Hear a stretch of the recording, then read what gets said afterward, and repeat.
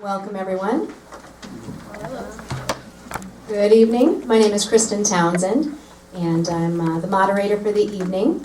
We just want to thank you very much for coming to be with us this evening to discuss the Canton Aquatic Center. It's a great evening to be together and to see so many faces present, so we're just very pleased to have you here. This evening, we have several handouts that you should have received as you came in the door, so please make sure you have those with you. If you need anything as the evening goes on, you can raise your hand and we have some volunteers here to hand those materials to you. But we wanted to bring to your attention, you should have some cards before you, a sheet like this that we'll go over in a moment. And there's also a couple other things. We have a brochure on the Canton Aquatic Center proposal. A map like this that was put out on the table, and then also a frequently asked questions document. So those are all there for your resource and will be helpful as we go through the evening. The forum's purpose is to provide information about the Canton Aquatic Center project and to answer questions from residents. Although some commissioners and the mayor are present, this is not an official commission meeting and no commission business is being transacted. To answer any questions as we can within the allotted time, we've provided you with the card, and that's this card. If you flip it over, you'll see the blanks on the back. And there are pens around you as well. That card is to help you submit written questions. When you filled out your card, please hand it to one of the volunteers. You can hold it up like this. And then I will take those questions and we'll read them for our panel to answer.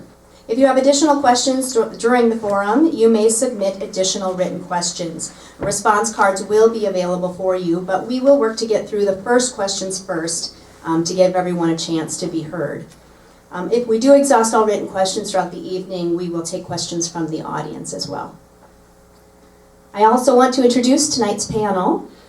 We have with us this evening Honorable Mayor, got all my names here, Mayor Chuck Smith, Dr. Jonathan Toso, John Frick, Brad Dietzenbach. We also have with us our honorary chairs, and I know that we're out in the audience there, but Helen and Murray Rowe. So they're with us this evening, and I wanted to introduce Helen Rowe to give us a few words. I'm sure you're all wondering why at the ripe old age of 77 and 80, Murray and I consented to being the honorary co-chairman. Well, number one, we love Canton. It's been a wonderful place to live. I grew up swimming in a sand pit in Rock Valley. Murray grew up swimming in the gutters of the streets of Canton when it rained a lot, and in the Sioux River.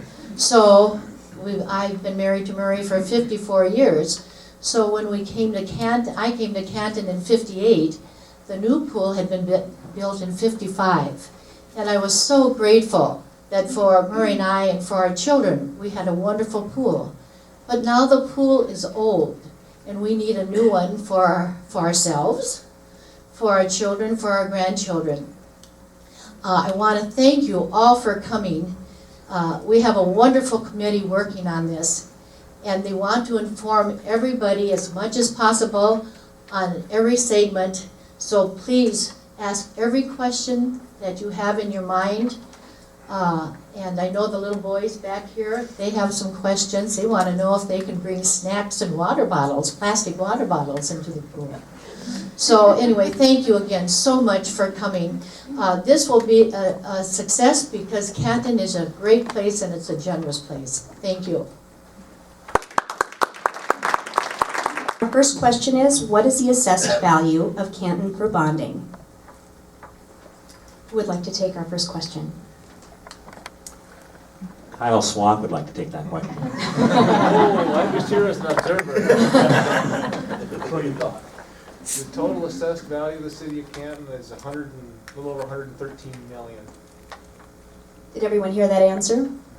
A little over 113 million is the answer. Thank you for that. There's also another question here on what does the city owe in bonding now? We're putting you on the spot. Just a little over 3 million. Okay. Here's a good question we might be able to send over to another person too. How much money is pledged? And will it be collected before the project begins? Jonathan, do you?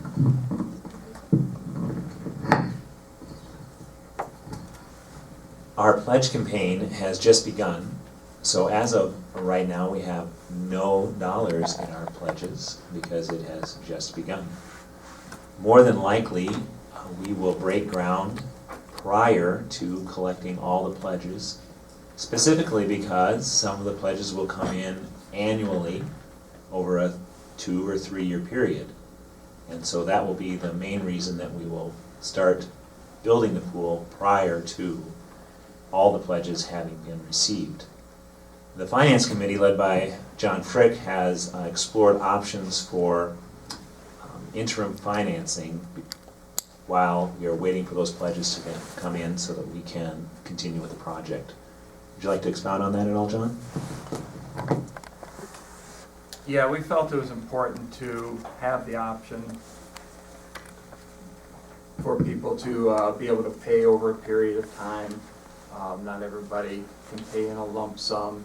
And that's common with projects like this, that you allow people to pledge over a 2-3 year period. So with the city's credit, we'll be able to obtain some gap financing. Won't be a lot of interest cost involved in that, and it'll be a very effective tool to maximize fundraising. Which is a good lead into a question that's covered on our frequently asked questions document. Can you explain to us how the city intends to pay for the aquatic center and all? It's a 3-part process. The first part is fundraising. We will be getting a very good idea where we will be at that. And that's one of the main reasons we hired Steve Klein and his group, to find out how much we're capable of fundraising. He's done a lot of work to get us a very good indication. He has a lot of experience in this field, so when he says we feel we can fundraise this amount, we believe him. He has a proven track record.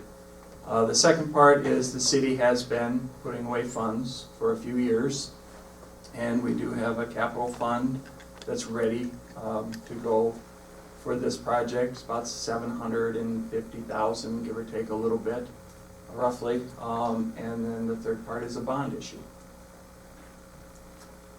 All right, thank you.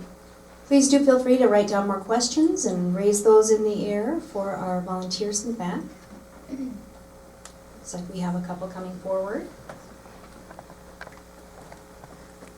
Thank you. All right. Okay. This question says, do we have to choose between an aquatic center and a senior center, or can we do both? I believe the pool is a want and the senior center is a need.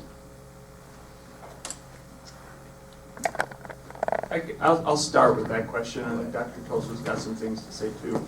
As a finance committee, we took that question very serious, and being financially responsible as a community, we took very serious.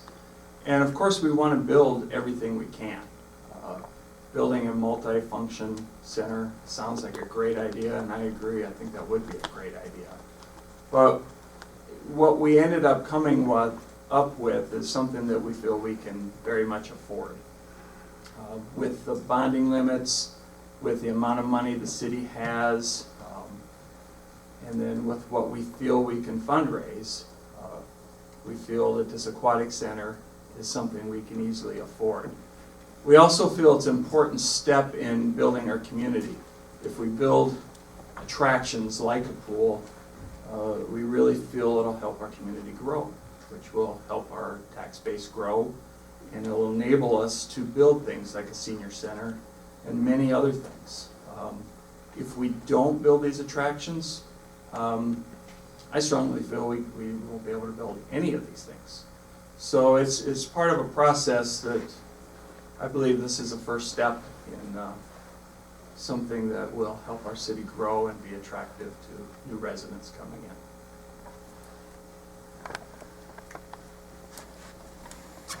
in. In conjunction with that, the city conducted a strategic planning session with the commission and other members of the community in both 2010 and 2011.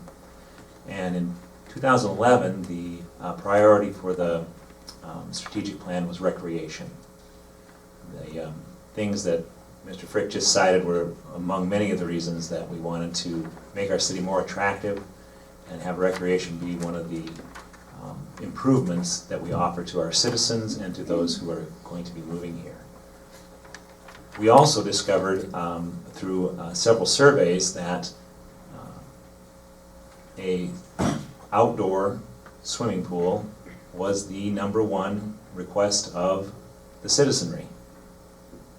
And while a community or senior center was certainly one of the top 5, it was not the most requested amenity. And so, consequently, when the Recreation Task Force was formed, we looked at that again very briefly and discovered the same thing. And then we were told by the commission to put together a plan for a pool. And so that's what we have done.